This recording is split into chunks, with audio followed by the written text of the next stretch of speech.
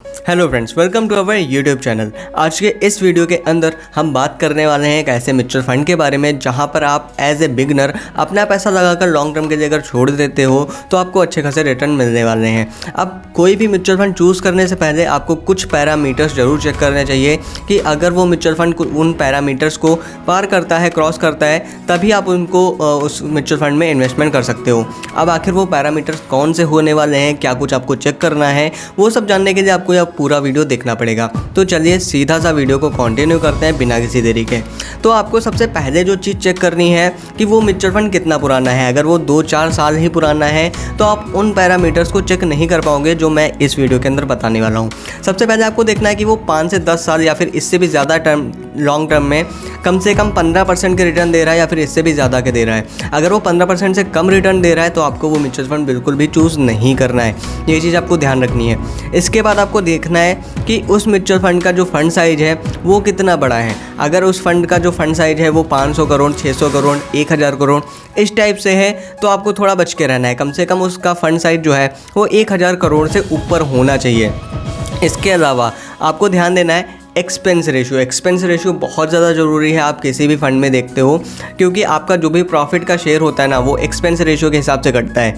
Like अगर आपका expense ratio 1% है एंड आपका प्रॉफिट 1 लाख हो रहा है तो आपके 1 लाख के प्रॉफिट के ऊपर 1% का एक्सपेंस रेशियो उस म्यूचुअल फंड में फंड मैनेजर को जाता है। तो आपको ये चीज़ ध्यान देनी है कि कम से कम 1% से कम का एक्सपेंस रेशियो होना चाहिए। इसके बाद आपको ध्यान देना है कि उस फंड का इन्वेस्टमेंट कितना क्या हो रहा है, मतलब किस स्टॉक्स में हो रहा है। ये चीज़ अगर आप नहीं भी ध्यान देते हो बट आपको एग्जिट लोड पे ध्यान देना है क्योंकि अगर आप एक अच्छे खासे म्यूचुअल फंड को देख रहे हो जिसका फंड साइज सही है, जिसका ऑल टाइम डाटा मतलब 10 साल से भी ज़्यादा का डाटा या फिर 10 साल का डाटा कम से कम रिटर्न के मामले में 15% से ऊपर है तो वो एक अच्छे खासे स्टॉक्स में ही इन्वेस्टमेंट करना है। तो आपको ध्यान देना है कि उसका एग्जिट लोड वगैरह कैसे क्या है, क्योंकि एग्जिट लोड भी कई बार होता है कि अगर आप 1 साल के अंदर अंदर एग्जिट कर देते हो तो 1% जो है चार्जेस पड़ जाते हैं। मतलब जो भी आपका इन्वेस्टमेंट होगा, लाइक आपने 5000 50,000 जो भी आपने इन्वेस्टमेंट किया एंड आप 1 साल के अंदर अंदर ही अपना जो म्यूचुअल फंड है उसको रिडीम कर देते हो तो आपके इन्वेस्टमेंट की वैल्यू से 1% का जो भी हिस्सा होगा ना वो उस म्यूचुअल फंड को चला जाएगा। तो ये चीज़ आपको ध्यान देनी है। अब मैं बात करने वाला हूँ एक ऐसे ही म्यूचुअल फंड के बारे में जो इन सभी पैरामीटर्स को पार करता है एंड आपके लिए हो जाता है एक अच्छा म्यूचुअल फंड।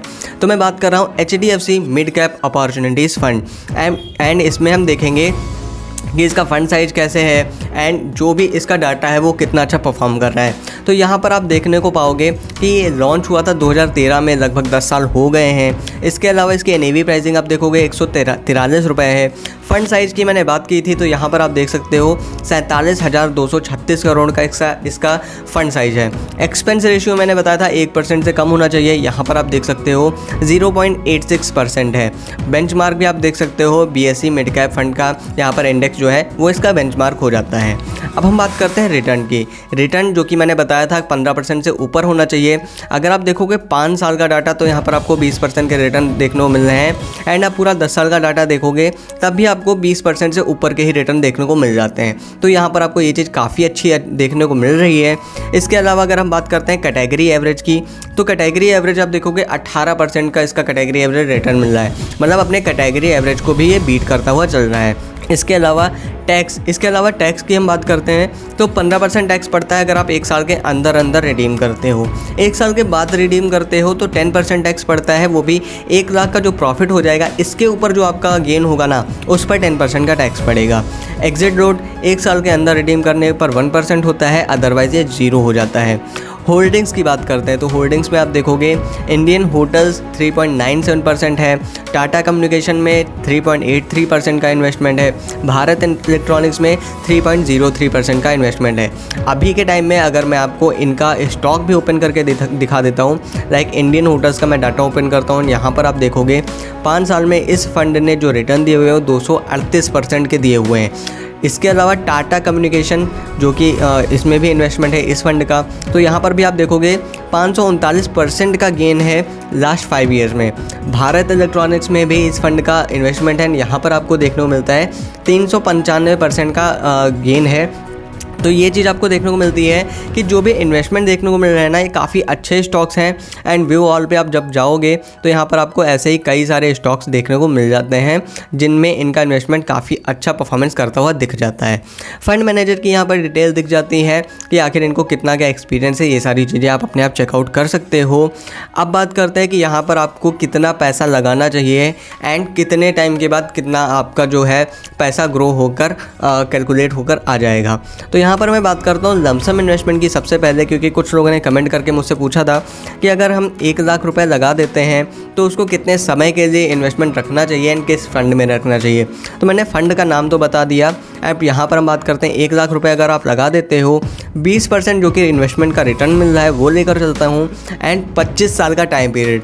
तो 25 साल में आप देखोगे जो रिटर्न मिल रहा है ना, वो 95 लाख टोटल रिटर्न हो जाता है, 95,39,000 का। अब बहुत सारे लोग कंफ्यूज रहते हैं कि अगर हम लमसम की बजाय SIP करते हैं, मेरे पास इतना पैसा एक साथ नहीं है, तो हमें किस तरह से रिटर्न मिलेगा।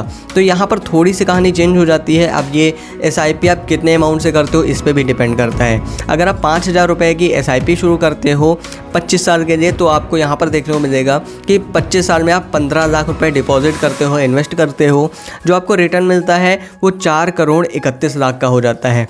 तो ये सारी चीज़ें निकल कर आती हैं जब आप एक अच्छा म्यूचुअल फंड चूज़ करते हो एंड उसमें आप किस तरह से इन्वेस्ट करते हो।